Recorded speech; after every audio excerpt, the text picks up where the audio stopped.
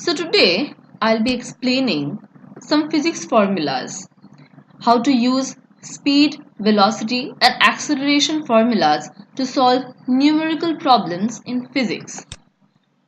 Firstly, physics is a subject based on diverse and different formulas, and basically speed, velocity, acceleration and distance, these are the main concepts. And if you don't learn these formulas and you don't understand them, then it will be very difficult for you in the later stage. So today I'm going to explain all these formulas and how to use them.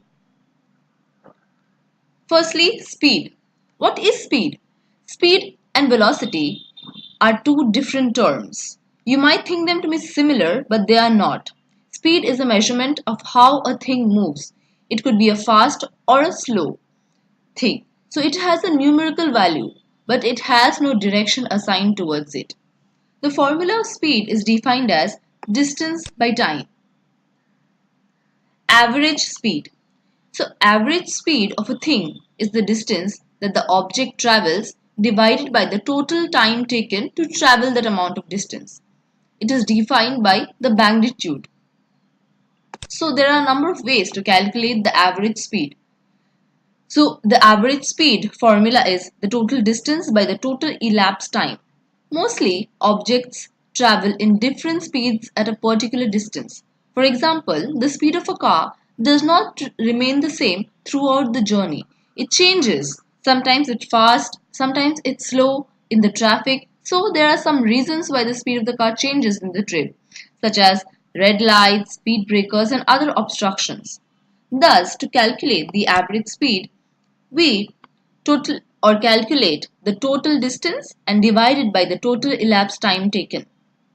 It is measured in the unit of distance such as miles per hour or meters per second or feet per second. Examples of average speed problems. So imagine a train travels at a distance of 160 miles in 4 hours.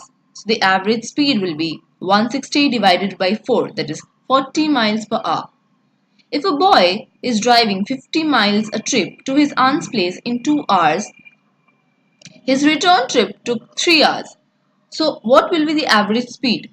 It will be the total distance by total time. So the total distance would be 50 plus 50 because he is driving 50 miles to his aunt's place and he is coming back 50 miles from his aunt's place. And the total time taken is 2 hours plus 3 hours. 2 hours for the going journey and 3 hours for the return journey. So the average speed would be 100 by 3, that is 30.34 miles per hour. Now we'll discuss velocity. Velocity is the same as distance. It is the rate at which a thing or object is traveling, but it is also a vector quantity. Thus, it has a direction assigned to it along with its numerical value. The average velocity formula is the distance covered divided by the speed plus the direction of travel. So a person is walking 6 kilometers in just 2 hours and 3 kilometers in just 1 hour in the same direction. So the average velocity would be 6 plus 3 kilometers divided by 2 plus 1 hours. That is 9 by 3, giving us 3 kilometers per hour. But if a man begins to walk from a point on a circular radius or a field having the radius of 1.5 kilometers, and after 2 hours you are at the same point. So the average velocity of the journey would be average speed, that is distance by time, which will give you circumference by time. Circumference is calculated by the formula 2 pi r. So we will find out that to be 3.14 km per hour. If you walk in a circular area and come back to the same point, then the displacement or your distance traveled is actually zero. You have traveled the whole distance, but your displacement is zero. Displacement is the point you're starting from and the place you've reached, the difference between that. So since you have started from the same point and returned to the same place, your displacement is zero. Thus, your velocity will also be zero, as velocity is something, like I told you, has a direction value assigned towards it. So in this exact sum, the speed and velocity value will be different. There's another sum explaining the same thing to you. You can go through it. Now, what is acceleration? Acceleration is a very important concept in physics. Acceleration is the measurement of change in velocity of a particular object at a certain time. The time is normally 1 second. So it is measured in meters per second square.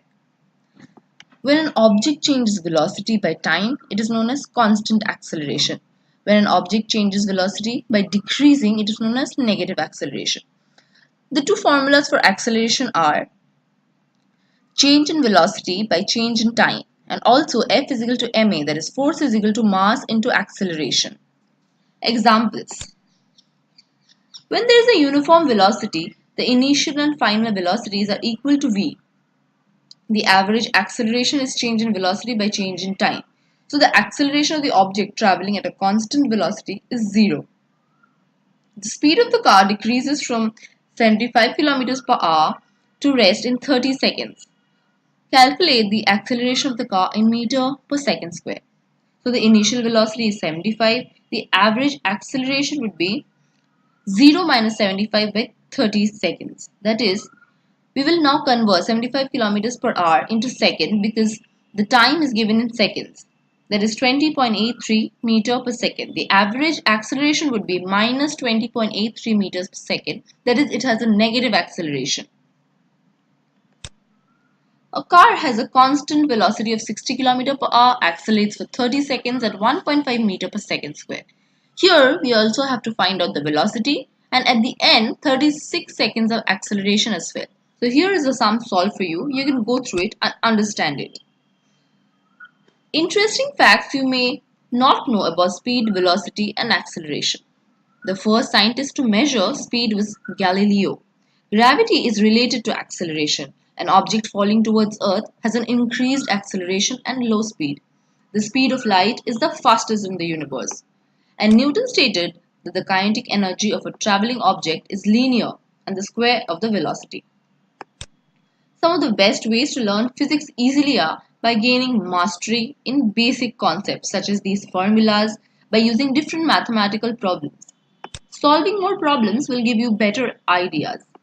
Learn more maths so it will also help you solve more physics problems.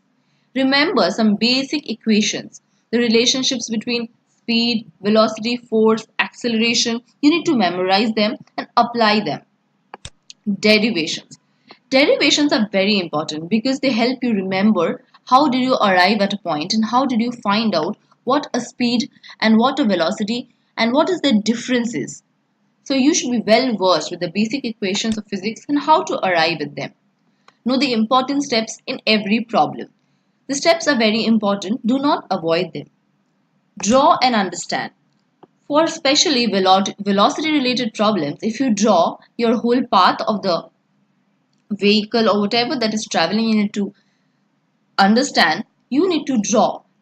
And then you will understand what is the displacement of the object. This will make your sum easier. Also in exams, you can show the concepts with the help of drawings. This will also help you gain extra marks. Make easier each problem of physics. So keep solving them and you will come up with easier solutions and quicker way to solve them. Use flashcards. If you're traveling or going somewhere and you need to study, you can keep some flashcards with you which you can always go through. They can also have some formulas written on them. You can learn the units and the principles of physics, the definitions and the laws. Take more interest in the subject, learn more about it, read a few interesting points about it on the internet, and this way you can gain more interest. Look at the syllabus, go through your syllabus and get to know what you're actually going to learn and take an interest in that. This will automatically make you want to work harder.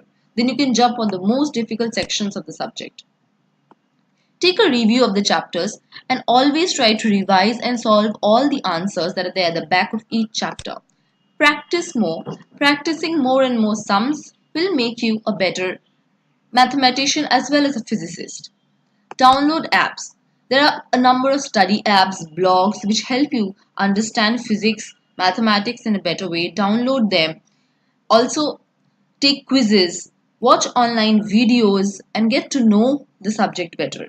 Take crash courses. There are a number of crash courses that are offered on the internet. Take them, solve more sums. This way, you can also come to know about more physics experiments, podcasts, and educational sites which will interest you. Thus, concluding, there are a number of basic physics formulas and the ways in which you can learn them that are there on the internet you can learn from, that they are there in your textbook. So, you should first revise and review the chapters taught in class and then you need to solve them by yourself. Physics is thus a subject of equations, problems, mathematical expressions, and it is a very interesting subject and it can be enjoyed in various methods. Thank you for watching.